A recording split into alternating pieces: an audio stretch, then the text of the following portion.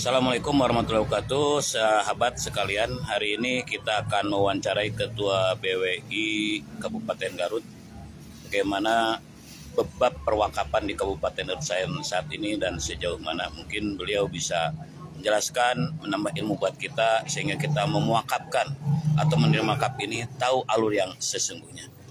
Oke, ini dia beliau Pak Haji Unang Abdul Jalil SAG, Ketua BWI Kabupaten Garut. Selamat sore Bapak Haji.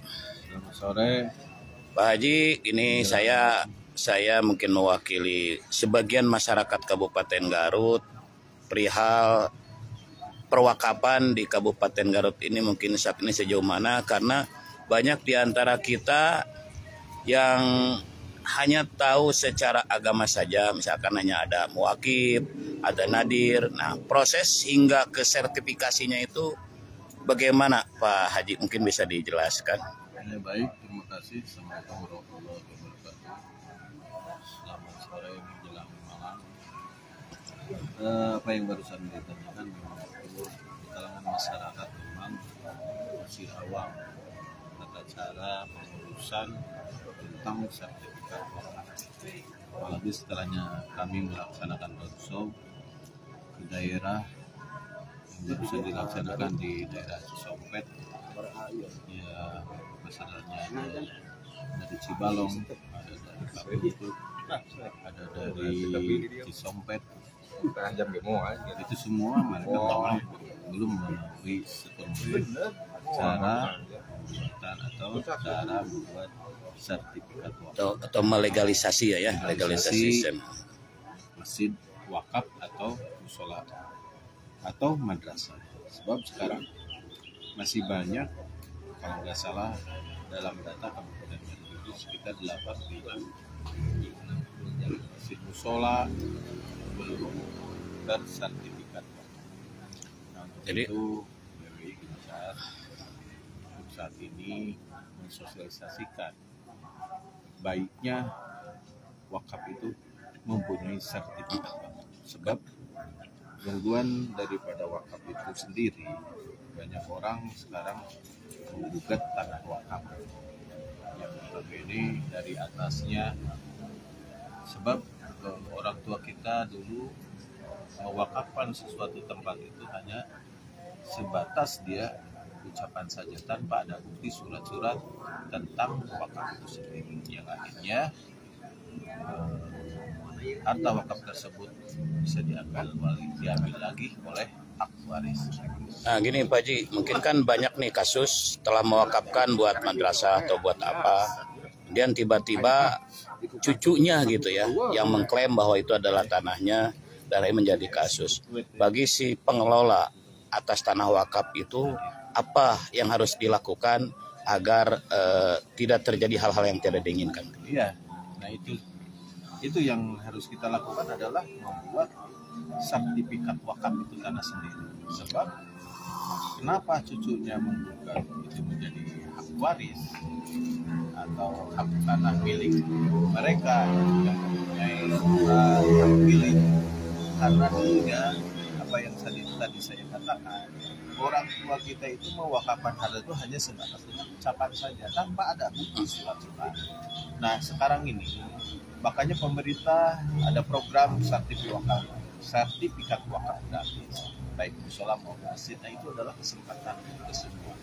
Kendala di masyarakat itu karena apa? Karena kurang tahunya cara gimana pengajuan sertifikat wakaf itu sendiri. Disinilah harus kerjasamanya antara pihak kemenang yang kasih zakat wakaf dengan penyuluh KUA yang ada di daerah untuk mensosialisasikan tentang sertifikat wakaf tersebut. Cara dan teknis pembuatan. Justru masyarakat yang awam itu malasnya itu karena pembuatan syarat-syaratnya yang sangat sulit. Apalagi sekarang ada sistem online, itu yang membingungkan masyarakat. Betul. Nah di sini mungkin pihak penyuluh dari kantor KUA yang harus memberikan bantuan atau memberikan arahan, memberi fasilitas bahwa masyarakat itu supaya gampang cara pengajuan sertifikat wakaf. dan setelah itu juga lari ke BPN. BPN juga tuh pengukuran dalam harta wakaf itu memang sekarang sangat gencar, terus dilakukan oleh pihak BPN. Nah, dikarenakan mungkin personilnya kurang di BPN sehingga banyak tempat yang sudah diajukan belum sampai ikut. Gini Pak Haji, ada kasus nih, misalkan terutama nih beberapa perumahan, kan ada fasilitas pasumnya berupa masjid dan madrasah. Nah kemudian si masjid dan madrasah ini kan statusnya tadinya tanah perusahaan. Nah tanah perusahaan ini kemudian dibuat masjid. Sementara untuk membuat sertifikat wakaf itu kan harus ada serah terima dari mewakilnya, dari developer. Nah masalahnya ini kan developernya itu, contoh salah satu perumahan di perumahan Suregensi kalau nggak salah, developernya itu udah nggak ada. Bahkan yang tadi bertanggung jawab pun sudah meninggal dunia. Terus developernya kan developer dari Bekasi kalau tidak salah sudah tidak ada. Itu bagaimana ya proses Pak Haji? Mungkin ada bolongan gitu buat masyarakat. Nah, kalau hal seperti itu kan waktu itu developer menunjuk nadir. Nadir itu adalah orang yang menerima wakaf. Telusuri nadirnya siapa. Kalau seandainya nadirnya masih ada, di nadir itu pengurusan nadir itu ada ketua, ada sekretaris, ada bendahara. Kebawahnya saksi-saksi. Bila seandainya itu ketuanya meninggal, sekretarinya meninggal, ada saksi. Adakan lagi rapat bikin berita acara untuk pembentukan nadir baru, sehingga nanti nadir yang menerima wakaf itu sendiri siap untuk menggiring bahwa tanah wakaf itu bisa menjadi sertifikat wakaf. Jadi si mewakifnya tidak perlu di ini lagi, cukup nadir aja. Sudah tidak ada, ya harus gimana? Ya. Oke, terima kasih Pak Haji. Mudah-mudahan ada manfaatnya membolongan buat masyarakat Kabupaten Nganjuk khususnya, dan juga bagi sahabat-sahabat kita yang mungkin ada kendala dalam tempat ibadah baik masjid maupun madrasahnya. Terima kasih atas waktunya. Semoga Pak Haji tetap sehat dan senantiasa sukses lahir dan batin. Wassalamualaikum warahmatullahi wabarakatuh.